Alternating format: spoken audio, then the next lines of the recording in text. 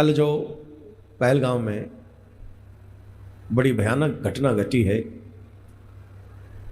ये घटना पूरे विश्व को झकझोरने वाली घटना है। सिर्फ हिंदुओं का ही बद नहीं हुआ है, उसमें पूरी मानवता को नंगा करके गोली मार दी गई, पूरी मानवता को।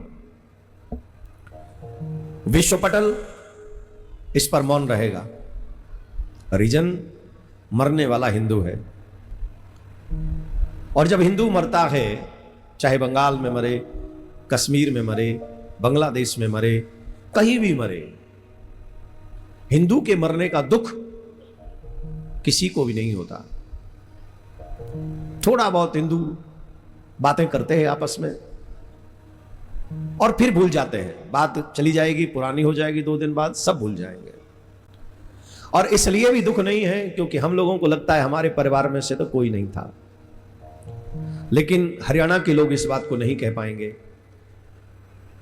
क्योंकि उसमें करनाल का एक युवा था जिसकी शादी 18 अप्रैल को हुई थी, और आज क्या अप्रैल है?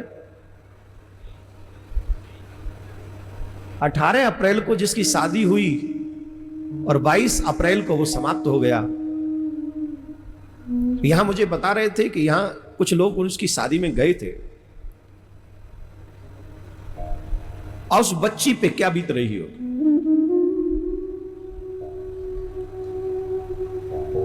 कौन उस बच्ची के दुख को समझेगा? उसके मां बाप के ऊपर क्या बीत रही होगी, उसके पूरे परिवार के ऊपर क्या बीत रही होगी। ऐसे ही 28 लोग मारे गए वहां। मुझे शर्म आती है उन लोगों के ऊपर जो कहते हैं आतंकवाद का कोई धर्म नहीं होता। मैं मान भी लूं कि आतंकवाद का कोई धर्म नहीं होता, पर सारे आतंकवादी एक ही धर्म से क्यों आते हैं? और वो आतंकवादी धर्म पूछ के, हिंदू समझ के फिर गोली क्यों चलाते हैं? क्या है ऐसा? और तथा कथित कुछ सेकुलर लोग अभी भी कह रहे हैं कि उसमें एक उसी धर्म का व्यक्ति मारा गया। अरे पापियों, किसी से मत डरो, कम से कम भगवान से तो डरो। किसी और को जवाब नहीं देना, भगवान को तो जवाब देना है। 27 मर गए, धर्म पूछ के मारे गए। जिसका पति मरा, उस बच्ची ने इस बात को बताया कि पूछा गया तुम कौन हो, कलावा देख के मारा गया, कपड़े उतार के देख के रीचेक करके मारा गया, और उसके बाद भी कहते रहे मारा गया कि नहीं। मानवता बची है कि नहीं? जमीर मर गया है क्या? इस इतनी बड़ी घटना पर अभी भी हम राजनीतिक रोटियां सेक रहे हैं? नहीं, अब बुद्ध की नहीं, अब युद्ध की आवश्यकता है, और ऐसे लोगों को मुंह तोड़ जवाब देने की आवश्यकता है जो अपने आप को पावरफुल समझते हैं। और मैं एक और बात बताए दे रहा हूं आप सभी को, सारे काम सरकार नहीं करेगी, हर काम पुलिस वाले नहीं करेंगे, हर काम हमारे ऊपर बैठे अधिकारी नहीं करेंगे। कुछ काम हमको भी करना चाहिए।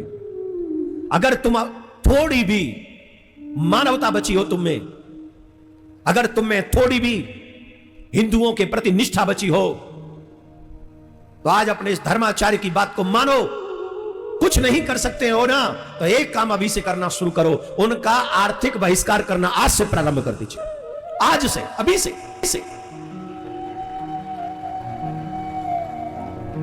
जब आप आज से आर्थिक बहिष्कार उन लोगों का कर देंगे तो उन्हें अपनी गलती का एहसास होगा, और हमारी तरफ से यही सच्ची श्रद्धांजलि उन 28 लोगों को होगी जो उन आतंकवादियों की भेंट चढ़ गए। और तुम अगर ऐसा भी नहीं कर सकते हो ना,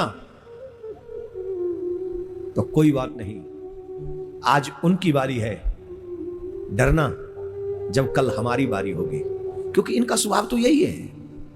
पाकिस्तान में भी उन्होंने यही मॉडल अपनाया, बांग्लादेश में भी यही मॉडल अपनाया, बंगाल में भी यही मॉडल अपनाया, अब कश्मीर में देख लो, पहलगाम में जो हुआ है यही मॉडल है। वो हमें मिटा रहे हैं, वो चुन चुन के मिटा रहे हैं, नाम पूछ पूछ के मिटा रहे हैं। धर्म पूछ पूछ के मिटा रहे हैं और हम लोग भाईचारा निभा रहे हैं, भाईचारा निभा रहे हैं। 28 लोग भाईचारे की बलि चढ़ गए। फिर से ये भाईचारा तभी तक निभाया जाएगा जब तक ये वहीं निभाया जाएगा जहां वो कम है और हम ज्यादा। और जैसे ही उनकी संख्या बढ़ेगी, जहां उनकी संख्या होगी, हम रहेंगे भाई और हम ही बन जाएंगे चारा। आज मन बहुत अशांत है, अब कुछ बोलने का मन नहीं कर रहा। क्या बोलें, कितना बोलें, किसको समझाएं? अरे कोई सो रहा हो तो उसे जगा दें, पर जो सोने का नाटक कर रहा हो उसे कौन जगाएगा? उसे भी जगाया जा सकता है जिसको जमीर का ज्ञान ना हो, लेकिन जिन्होंने अपना जमीर मार ही लिया हो उन्हें कौन जगाएगा? मुझे तो हर सनातनी अपना लगता है। किसी एक को भी चोट पहुंचती है तो डायरेक्ट चोट यहां लगती है। मन करता है दहाड़ मार मार के रहूं, उस व्यवस्था पर रहूं जिस व्यवस्था ने उस समय भी हमारे साथ अन्याय किया था और आज भी हमारे साथ लगातार अन्याय कर रही है। वही व्यवस्था, झूठा पर्दा डाल दिया गया भाईचारे का, भाईचारे का, भाईचारे का। हमारी बहन बेटियों के 36 टुकड़े हो जाते हैं। हमारे मंदिर सरकार अपने अंडर में कर लेती है। हमारे मंदिरों में कोई भी आके काम करने लग जाता है।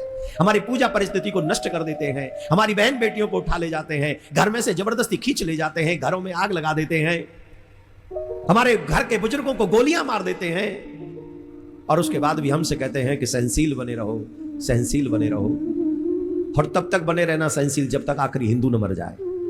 बने रहो सहनशील, बनो सहनशील, तब तक बने रहना जब तक आखिरी हिंदू मर न जाए। और जब सब मर जाएंगे या धर्म परिवर्तन कर लेंगे तब तो फिर बोलने की जरूरत ही नहीं रहेगी किसी को।